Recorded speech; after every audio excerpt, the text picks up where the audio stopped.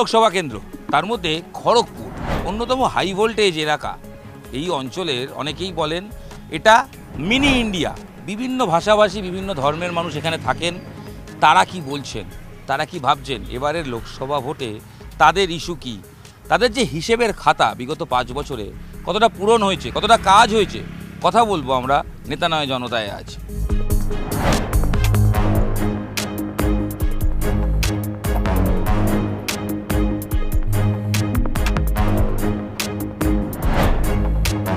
যে মানুষটা আমাকে চা দিলেন তাকে চেনেন, হয়তো চেনেন না, কিন্তু তার নাম প্রায় সবাই জানেন। তিনি থমাস। মহেন্দ্র সিং ধোনি যখন খড়গপুরে কর্মরত ছিলেন সেই সময় এই দোকানেই আড্ডা দিতেন, গল্প করতেন।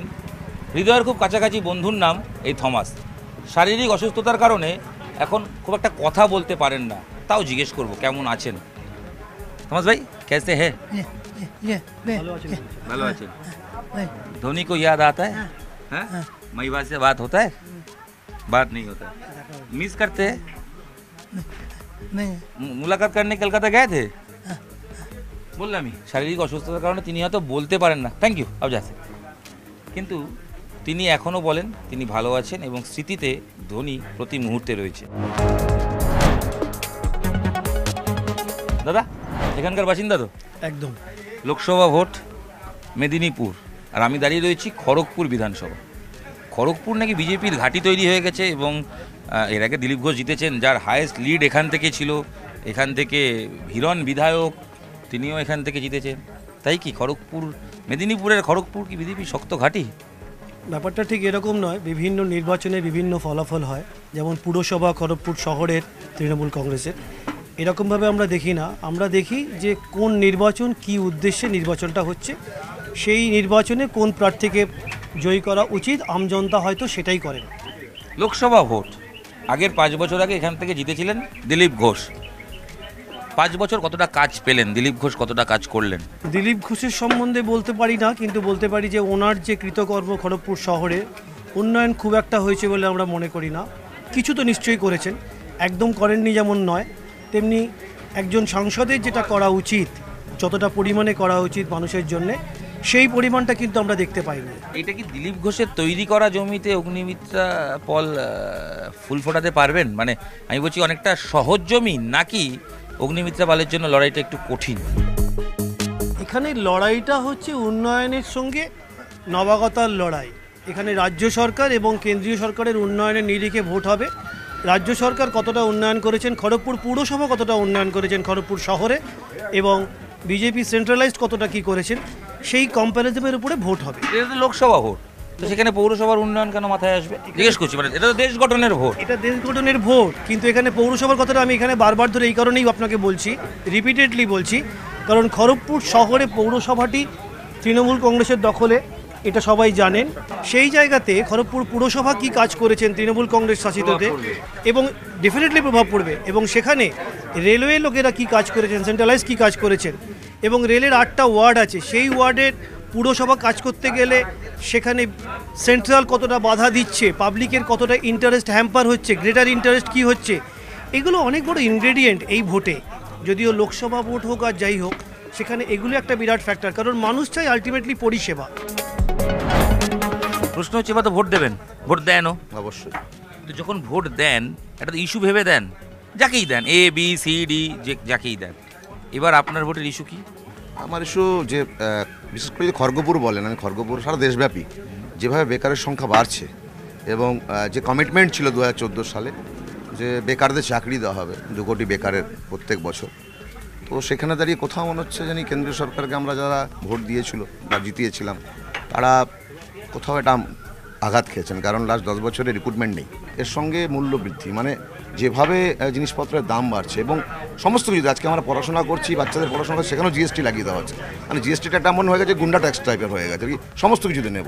তো এটাও আমার মনে হয় না যেটা আমরা আশা করেছিলাম, কারণ তারা বলেছিল আমাদেরকে অনেক কিছু দেবে, সেখানে আমরা হয়তো ভারতবর্ষের মানুষ মর্মাহত লাস্ট 10 বছরে যে পাই না। কৃষকরা সেদিন পাননি বলছেন? না, আজকে দিন কোথায় পেয়েছি বলুন? 5 বছরে দিলীপ ঘোষ কিরকম কাজ করলেন এই খড়গপুরে? কিছুই করে। হ্যাঁ, কিচ্ছু কী করে? দিলীপ ঘোষকে পান তো, মানে পেয়েছিলেন তো 5 বছর এখানে? এখানে মাঝে মাঝে তো পেতামই, হ্যাঁ, কিন্তু এমনি এমপি ফান্ডের বলে কোনো টাকা কাজ হয়েছে এরকম তো কিছু খবর নেই। 5 বছর এখানে যিনি এমপি ছিলেন, হ্যাঁ, তার ফান্ডের টাকা খরচ করে কোনো ডেভেলপমেন্ট পেয়েছেন? কিছু কিছু জায়গায় পাওয়া গেছে, যেমন মালঞ্চর দিকে শ্মশানের ওখানে শ্মশানটা উন্নত হয়েছে। রাস্তাঘাট তো এইগুলো বেশিরভাগই তো রেলের আর পিডব্লিউডি এর আছে, সেগুলো মোটামুটি হয়েছে। ভেতরের দিকগুলো এখনও ঠিক সেইভাবে চোখে পড়ে। আচ্ছা, আমি নাগরিক হিসেবে একটা প্রশ্ন আমার, দেখুন ভোটের ময়দানে যে দলই জিতুক না কেন, হারুক, সেটা আমার প্রশ্নই নেই। প্রশ্ন হচ্ছে যখন দুজন এমএলএ দাঁড়ায়, তারা অলরেডি সিটিং এমএলএ, এমপি ভোটে তারা দাঁড়ায়, কি মনে হয় এই যে ভালো কাজের পুরস্কার নাকি অন্য লোক খুঁজে পাওয়া যাচ্ছে না বলে তাই, মানে আপনার কি মনে হয়? না, এটার হয়তো পার্টিগত ব্যাপারে ভালো কাজের পুরস্কার হয়তো হবে, কিন্তু নাগরিক হিসেবে কীভাবে দেখেন? নাগরিক হিসাবে তো আমার মনে হয় না যে কোনো নাগরিক ভালো কাজ করলে তার প্রভাব সেই জায়গাটা গিয়ে পড়বে, সে এমপি বা এমএলএ টিকিট পাবে, সেরকম আমার মনে হয় না। কেননা আমি বছর 4 আগেই সিনিয়র সিটিজেনশিপ পেয়েছি আর কি। তো আমার যতটা অভিজ্ঞতা, সেই অভিজ্ঞতা থেকে আমি বলছি এটা হচ্ছে সম্পূর্ণভাবে পার্টিগত ব্যাপার। খড়গপুর মানে তো একটা কর্মসংস্থান, রেল, তার হাল কীরকম? না, কিছু নেই। আমি তো এখান থেকে তো কিছু দেখি না, আমার চোখে কিছু পড়েনি। যা কিছু রেলের রিক্রুটমেন্ট বাইরে থেকে যারা এসছে, হয়তো বিহার থেকে, উড়িষ্যা থেকে, আমি বেঙ্গল থেকে সেরকমভাবে কিছু প্রভাব পড়তে দেখিনি। এবার শুধু আমি রেল ছাড়াও বলছি, আরও তো এমন একটা জায়গা যেখানে ইন্ডাস্ট্রি হওয়ার সুযোগ সুবিধা, আমাদের ওই রেশমি আছে, টাটা মেটালিক আছে, তো ওখানে যারা করছে তারা ইন্ডাস্ট্রি তো আছে, সেখানে কি কর্মসংস্থান মানে রিক্রুটমেন্ট হয়, কিন্তু লোকাল লোককে নেওয়া হয় না। তাহলে স্থানীয় লোকরা খড়গপুর থেকে যারা পড়াশোনা করবেন, খড়গপুর মানে শিক্ষার দিক তো যথেষ্ট উন্নত জায়গা, খড়গপুর আইআইটি রয়েছে, কিন্তু বাইরে থেকে পড়তে আসে এখানে, তারা কি করবে? সবাই কি বাইরে যাবে? বাইরে যাচ্ছে তো, আমার নিজের ছেলে ব্যাঙ্গালোরে আছে। এখানকার এমপি দিলীপ ঘোষকে কিরম দেখলেন? কাজ টাজ করেছে? হ্যাঁ, কাজ করেছে, অনেক কাজ করেছে। তার ফান্ডের টাকা খরচ বা তাকে যখন আসেন মাঝে মধ্যে দেখতে পান অঞ্চলে? হ্যাঁ, অনেক কাজ করেছে, গ্রামে আমার ঘুরেছে, নিজের চোখে দেখেছি, ঘুরেছে। একটা প্রবলেমে পড়েছিলাম, এসেছিলাম, ক্লিয়ার করেছে, মানে ক্লিয়ার করার চেষ্টা করেছে। মানে উনি গেছিলেন, আপনি দেখা পেয়েছিলেন? দেখা পেয়েছি। ঠিক আছে, সরিয়ে দিয়ে অগ্নিমিত্রা পাল, তো সেটা কি বিজেপির পক্ষে অ্যাডভান্টেজ না ডিসঅ্যাডভান্টেজ, কি মনে হয়? হ্যাঁ, উনিও ফাইটার মেয়ে, মনে করেছি যে উনিও এসে দিলীপ বাবুর মতো কাজ করতে পারবেন। লড়াইটা সহজ? দিলীপ বাবুর জমিটা তৈরি বলে কি ওনার পক্ষে সহজ, নাকি দিলীপ বাবুর চলে যাওয়াটা তৃণমূলের ফেভারে যাবে? না, সেটা ব্যাপার না।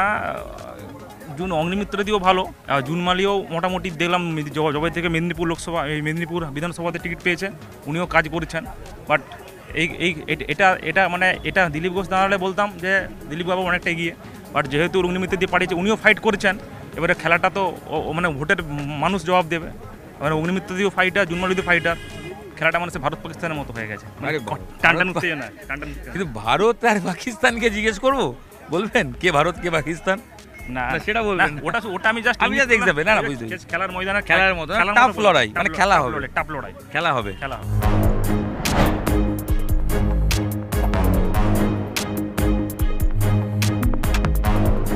আমরা তো দেশের মেন উন্নয়নেই ভোট দেবো, আমরা যে স্থানীয় উন্নয়ন দেখে ভোট দেবো না। আমরা উপর মহলে যত উন্নয়ন হবে আমরা চাই ওতেই আমরা ভোট দেব। 10 বছরে মোদী সরকারে অবশ্যই হয়েছে, কি হয়নি? রাম মন্দির এতদিন হয়েছিল, নরেন্দ্র মোদী এসছে না, রাম মন্দির ইস্যুতে ভোট হবে, অবশ্যই হবে। এই অঞ্চলে লড়াইটা কীরকম? One side BJP. June Malia কীরকম অভিনয় দেখেছো স্যার? না, দেখিনি, ও ইন্টারেস্ট নয়। অগ্নিমিত্রা পালের ডিজাইন করা কোনো জামা কাপড়? হ্যাঁ, না ডিজাইন করা, কিন্তু ওনার অগ্নিমিত্রা পলের যা কোয়ালিটি, জুনমালের কোয়ালিটি আমি অতটা পছন্দ না।